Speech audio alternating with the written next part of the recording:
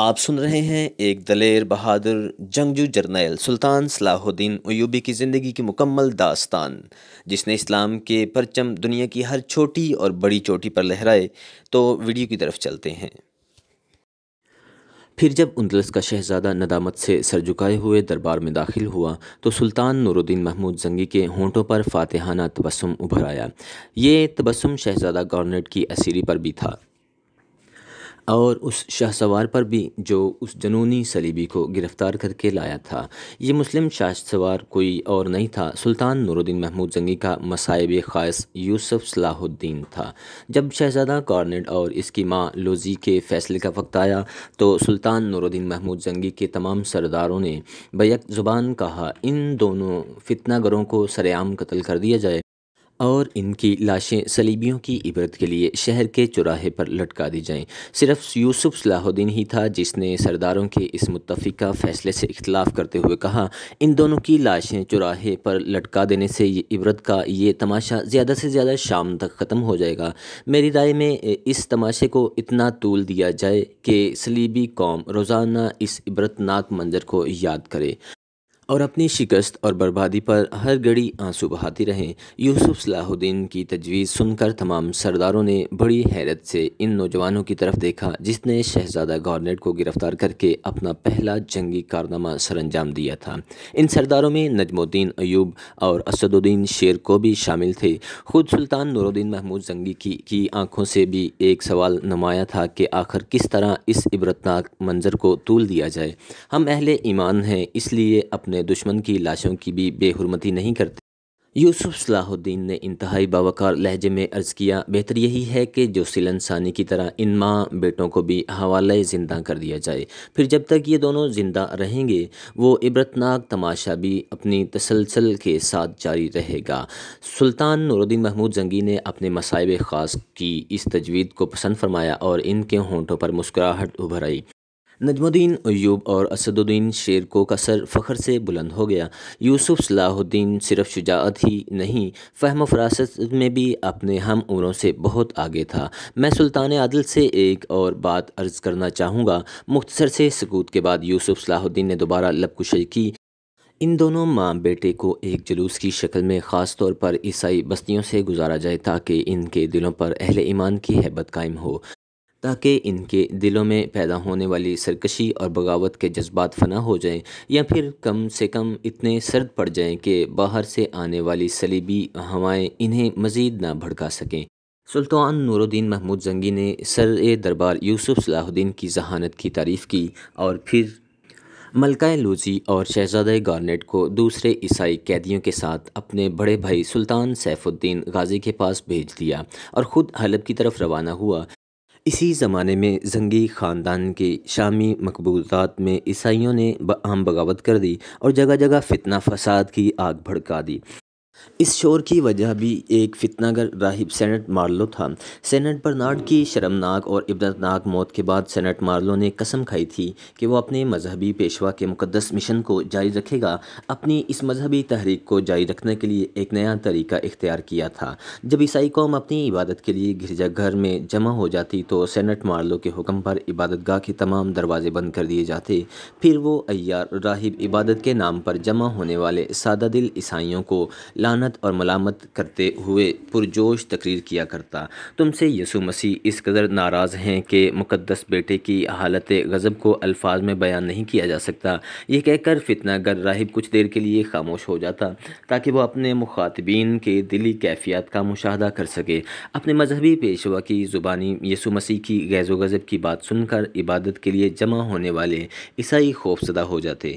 پھر وہ عیار راہب ان کے منتشر ذہنوں پر ایک اور ضرب لگاتا، اس وقت تک تمہاری کوئی عبادت قبول نہیں ہے جب تک تمہارے پیروں میں مسلمانوں کی زنجیر غلامی پڑی ہے۔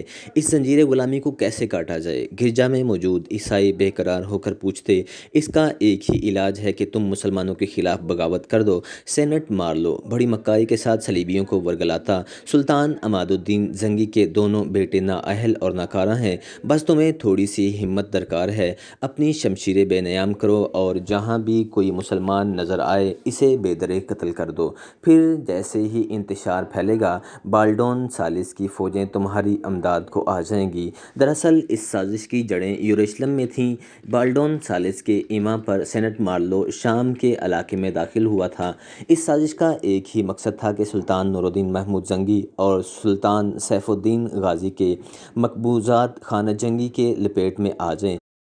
پھر وہ اس شور و بغاوت سے فائدہ اٹھا کر موصل اور شام میں داخل ہو جائیں۔ شام یروشلم بالڈون ثالث نے اس منصوبے کی تکمیل کے لیے ایک بڑی رقم مختص کر دی جس سے ہتھیار خریدے جاتے اور شام کے گرجا گھر میں پہنچا دیے جاتے۔ یہ سارے ہتھیار عیسائی راہبوں کی لمبی لمبی اباؤں میں پوشیدہ ہوتے اور پھر گرجا کے تہہ خانے میں جمع ہو جاتے۔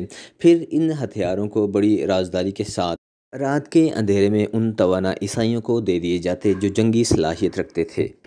جب شاہ بالڈون ثالث اور سینٹ مارلو کا منصوبہ مکمل ہو گیا تو ایک دن سلطان نور الدین محمود زنگی کے مقبوضات میں بغاوت اور شور کی آگ بھڑک اٹھی۔ یہ سب کچھ اس قدر اچانک ہوا تھا کہ اگر سلطان نور الدین زنگی کے علاوہ کوئی اور دوسرا حکمران ہوتا یہ صورتحال دیکھ کر گھبرا جاتا اور ذہنی انتشار کے باعث سیاسی فیصلے کر ڈالتا، مگر وہ بڑے ضبط اور تحمل اور اعصابی قوت کے مالک تھے۔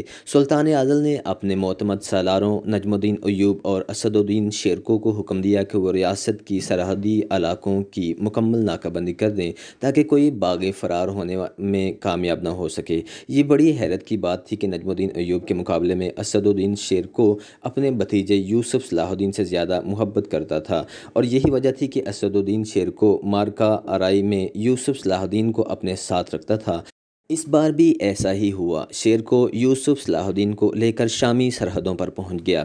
اپنی جنگی منصوبہ بندی مکمل کرنے کے بعد سلطان نور الدین زنگی باغیوں کی سرکوبی کے لیے آگے بڑھے۔ جب شاہ یروشلم بالڈون ثالث کے جاسوسوں نے اسے یہ خبر پہنچائی کہ سلطان نور الدین زنگی کے مقبوضات میں بغاوت شروع ہو چکی ہے تو اس نے ایک بہت بڑا لشکر باغیوں کی مدد کے لیے شام کی طرف روانہ کیا۔ بالڈون ثالث کو یقین تھا کہ وہ باغیوں کے تعاون سے سلطان نور الدین زنگی اور سلطان سیف الدین غازی کے علاوہ کے علاقوں پر قبضہ کر لے گا اور اس طرح دوسری صلیبی جنگ کی ناکامی کا داغ اس کے چہرے سے دھل جائے گا۔ مگر جب بالڈون ثالث کے لشکر نے شام کی سرحدوں پر مسلمان فوجوں کا اجتماع دیکھا تو وہ ناکام اور نامراد واپس لوٹ گئے۔ پھر سلطان نور الدین محمود زنگی نے باغیوں کے قلب میں داخل ہو کر اس قدر شدید حملے کیے کہ آن کی آن ہزاروں صلیبی مسلمانوں کی شمشیروں کا رزق بن گئے۔ باقی عیسائیوں کے شور و فغاں سے پورا میدان اور شہر گونج اٹھا۔ صلیبی گریہ وزاری کے ساتھ الامان الامان پکار رہے تھے۔ ہزاروں عیسائی شکست کا یہ ہولناک منظر دیکھ کر فرار ہو گئے، مگر انہیں نجم الدین ایوب اور اسد الدین شیرکو کے سپاہیوں نے قتل کر ڈالا۔ بمشکل 200-400 صلیبی اپنی جان بچا کر بھاگنے میں کامیاب ہو سکے۔ وہ بغاوت جسے پرورش پانے میں کئی ماہ لگ گئے تھے، سلطان نور الدین محمود زنگی نے اپنی جنگی حکمت عملی سے اسے چند گھنٹوں میں کچل ڈالا۔ سینٹ مارلو جو اس بغاوت کا سرغنہ تھا، اس نے فرار ہو کر گرجا گھر میں پناہ حاصل کی۔